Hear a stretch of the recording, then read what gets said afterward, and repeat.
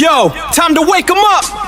Bonjour et bienvenue sur Discover 360. J'espère que cette chaîne vous plaira. Elle est consacrée à l'intelligence artificielle, au voyage et à la tech. Yo, check the mic, 1, 2. N'oubliez pas de souscrire. Bonne écoute. Next cipher begin. Bienvenue.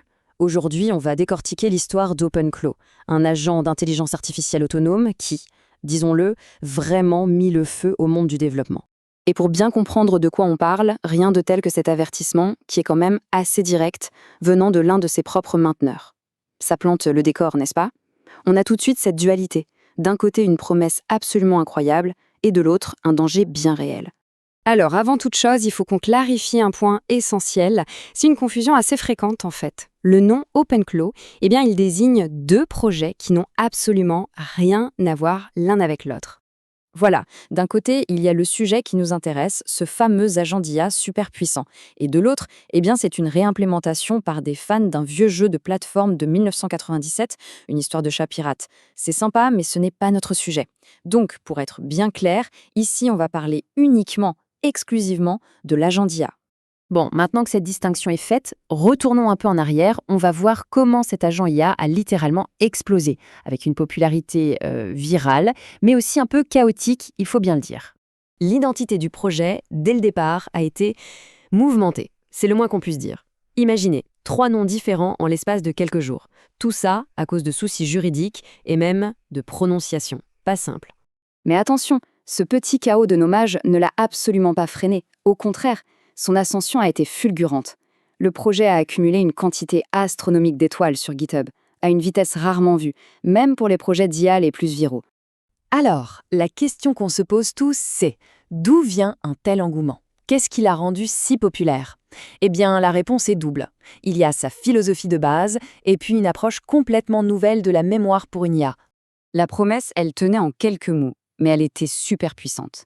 Un contrôle total et une souveraineté totale sur les données. Le truc, c'est que tout tournait en local, sur la machine de l'utilisateur. Rien n'était envoyé dans le cloud. Et ça, pour les développeurs soucieux de la confidentialité, c'était d'un argument en or. Parce qu'il faut bien comprendre, OpenClaw, ce n'était pas juste un chatbot de plus. Non, c'était un agent autonome. On pourrait dire qu'il avait des mains et des pieds. Il n'était pas là juste pour papoter, il était là pour faire des choses, pour agir concrètement sur l'ordinateur. Et c'est là qu'on arrive à sa caractéristique la plus géniale, vraiment la plus innovante, son système de mémoire. C'était simple, transparent et modifiable par un humain. En gros, de simples fichiers texte étaient sa mémoire, sa source de vérité. C'était un concept tellement puissant qu'il a fini par devenir une bibliothèque à part entière, même Search. Seulement voilà, cette belle promesse de contrôle et de transparence avait aussi un revers de la médaille, un côté beaucoup plus sombre. On va voir comment toute cette innovation a pu se transformer en un véritable cauchemar pour la sécurité. Et là, c'est l'ironie de l'histoire. Ce qui avait fait sa force, c'est-à-dire son écosystème ouvert et communautaire, est devenu sa plus grande faille. Des chercheurs ont commencé à fouiller et ont découvert des centaines de compétences malveillantes sur CloudHub, qui était la marketplace pour ajouter des fonctionnalités. La plus grosse attaque, qui a été nommée ClawHavoc, était redoutable. Elle utilisait des techniques vraiment sophistiquées pour piéger les gens, les poussant à installer des malwares. Et une fois installés, ces malwares pouvaient absolument tout voler. Les identifiants enregistrés dans le navigateur, les mots de passe, les clés d'API, bref, le cauchemar. Et ces attaques ont prouvé une chose. L'injection de prompt, ce n'est plus un concept de chercheur dans un labo, ce n'est plus une menace théorique. C'est devenu une arme, une vraie, utilisée dans la nature pour retourner des agents d'IA contre leurs utilisateurs, simplement avec un email ou une page web. Et comme si les problèmes de sécurité ne suffisaient pas, un autre risque, bien plus terre-à-terre, est apparu, le coût. C'était exorbitant.